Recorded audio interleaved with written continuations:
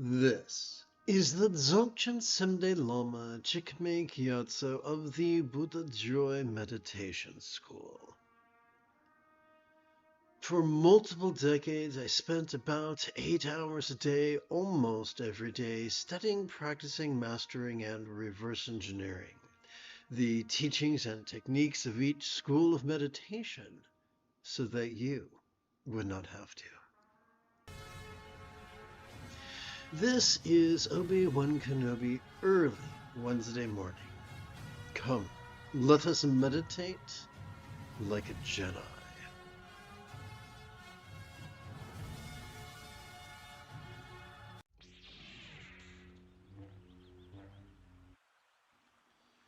Let us take a moment or two to review Buddha's Eightfold Path of Enlightenment.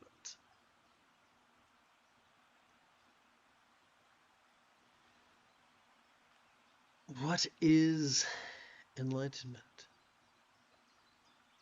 What if enlightenment was simply getting so good at the Buddha's Eightfold Path? It was simply that we practice it spontaneously, habitually, easily, and effectively. Mastery is a scary word, isn't it? But we are mastery machines. As children, we mastered using the commode, brushing our teeth, tying our shoes, riding a bike, reading, writing, and arithmetic.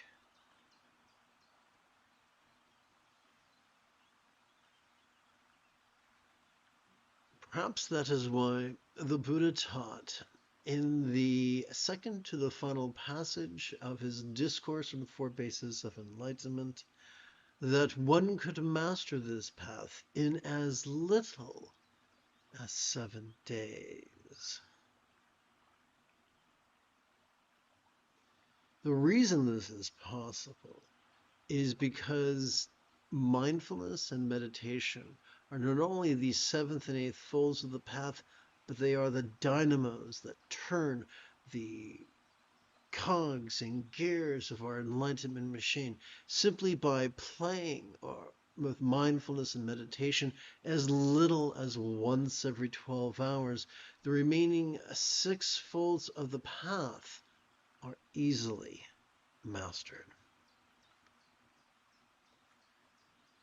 Let's take a deeper look at mindfulness, the 7th fold.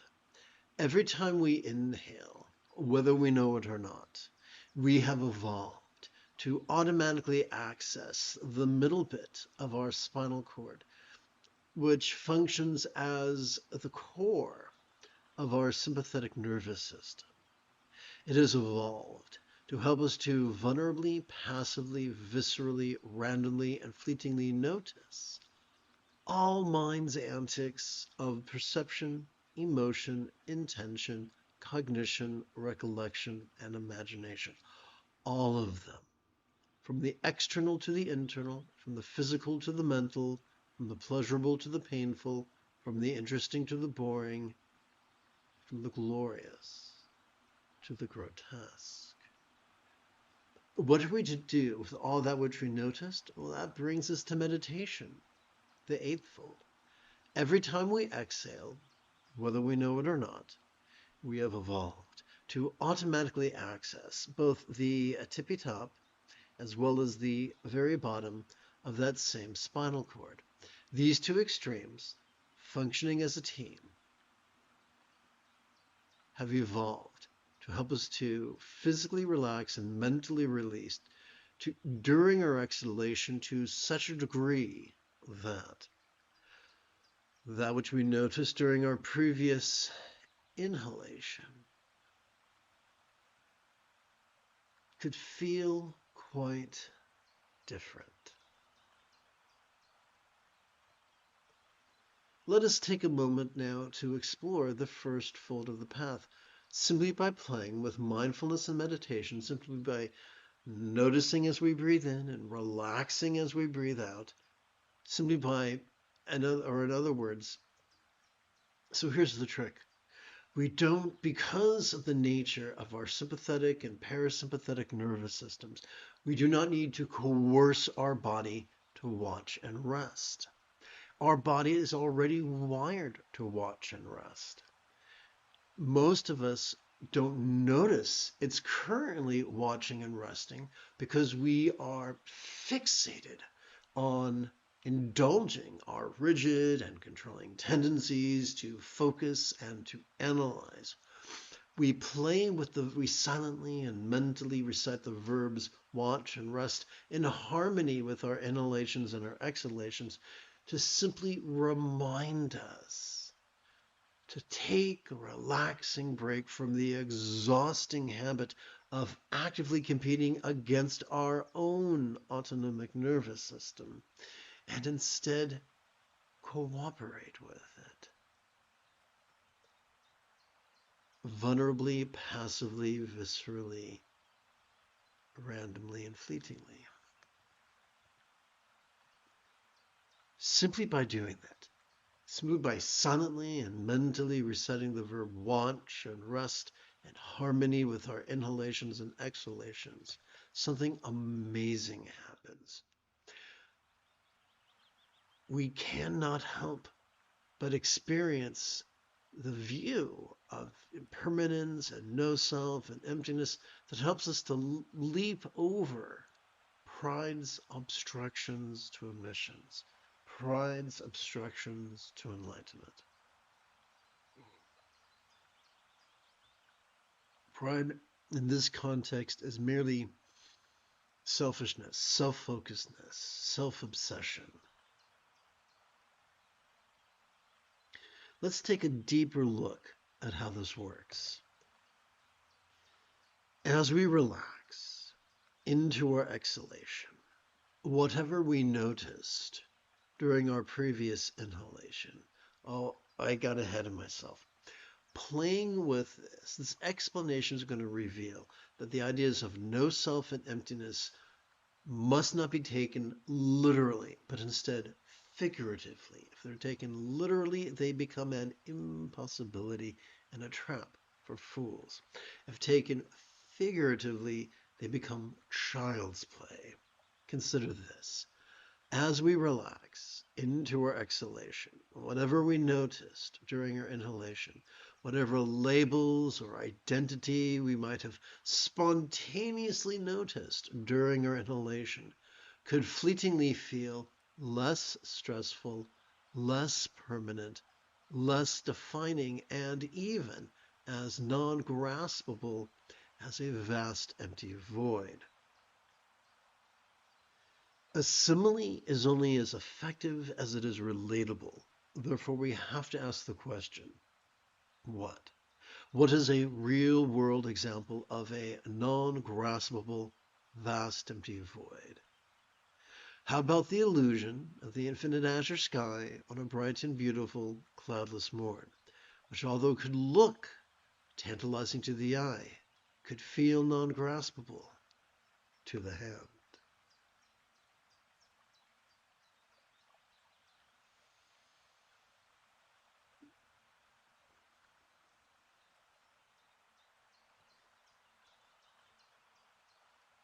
I am eternally grateful to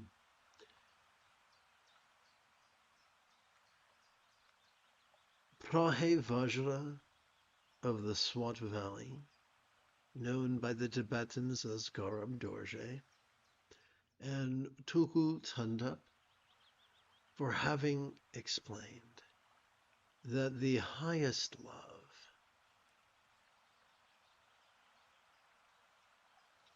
is the spontaneous and uncontrived byproduct of the Ati Yoga or Trek show that is simply noticing and relaxing in harmony with our breathing. Perhaps that is why the second fold of the path is kind intention. That is the effortless byproduct of mindfulness and meditation. that functions, this kind intention functions as the essence of the Bodhisattva vows. On the foolish path of institutional Buddhism, we use ritual and fear of punishment to take a vow and coerce ourselves to behave in a certain way. That is an analog of spirituality.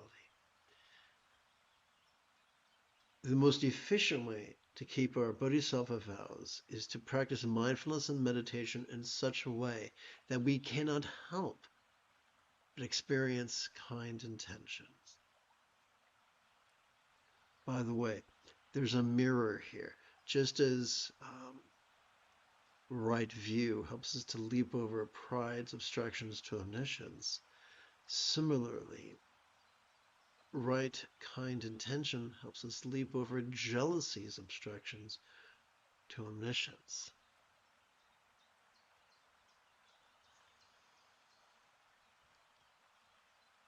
The more we play with mindfulness and meditation, the more authentically we play with mindfulness and meditation, the more we master the third fold of the path, which consists of interpersonally kind communication. The more authentically we play with mindfulness and meditation, the more we master the fourth fold of the path, which is physically kind contact, the non-violent essence of the Pratimoksha vows. I'm eternally grateful to the late Karma Jigme, who insisted that the essence of the hundreds of vows of a nun or monk all boil down to non-violence.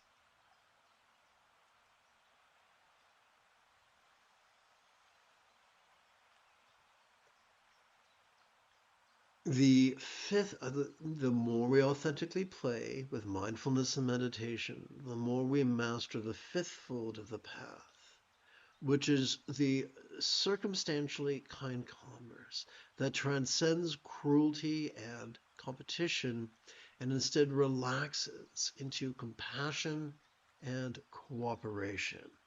Yes, cruelty and competition might give us short-term pleasure, but true fulfillment comes from their antithesis, compassion and cooperation. Well, this is all well and good, but how are we to know what the right thing is to intend or say or do? The more we practice, the more we authentically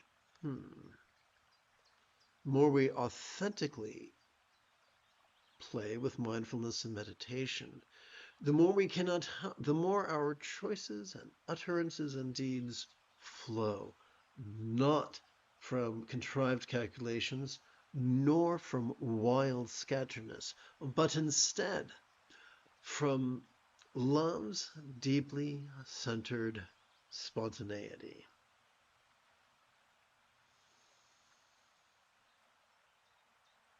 Which is known by many names, including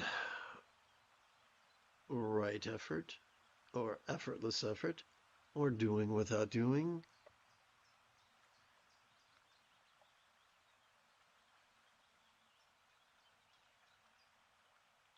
or going with the flow, or being in the zone, or expedient means.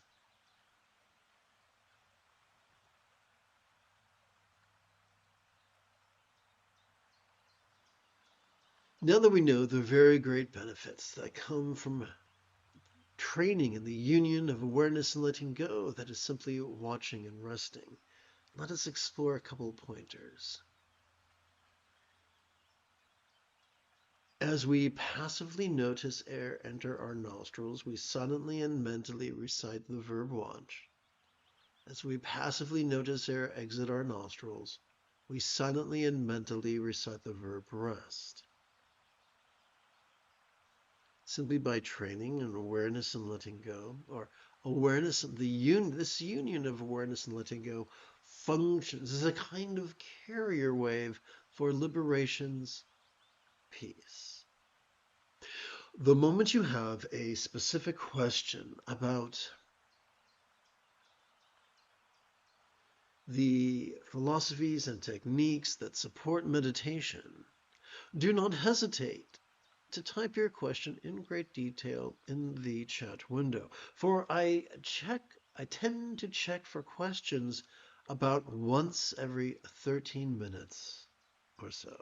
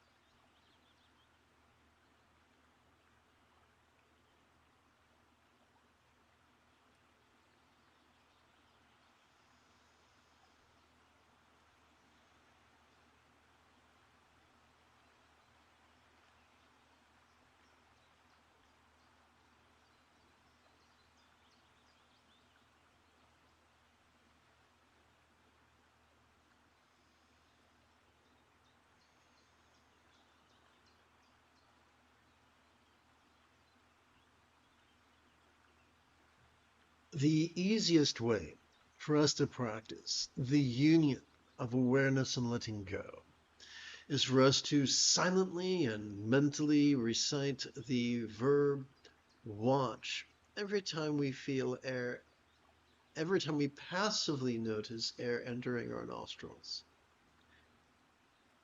And for us to silently and mentally recite the verb rest every time we passively notice air leaving our nostrils.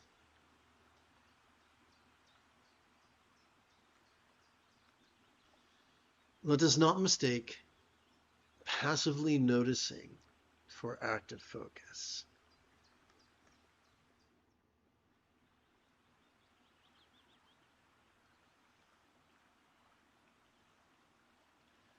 The moment you have a specific question about the philosophies and techniques that support meditation, do not hesitate to type your question in great detail in the chat window, for I tend to check for questions about once every 13 minutes or so.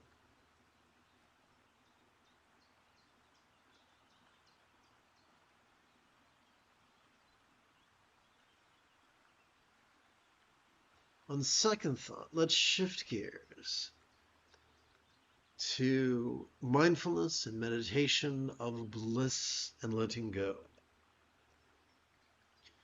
This union of bliss and letting go can serve as carrier wave of enlightenment's love. And it is as easy as silently and mentally reciting the verb feel every time we passively notice our chest swelling with breath, as well as silently and mentally reciting the verb rest every time we passively notice our chest gently sinking, subtly sinking as gently we exhale.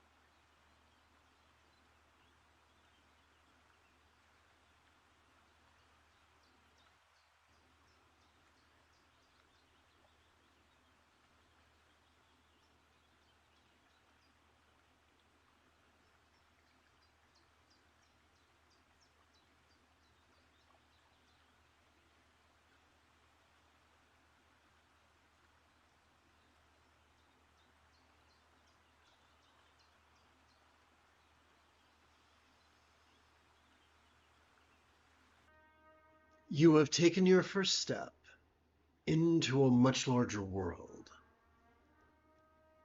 If you feel that I have earned it, you could give this live stream a thumbs up. You could even help support this channel.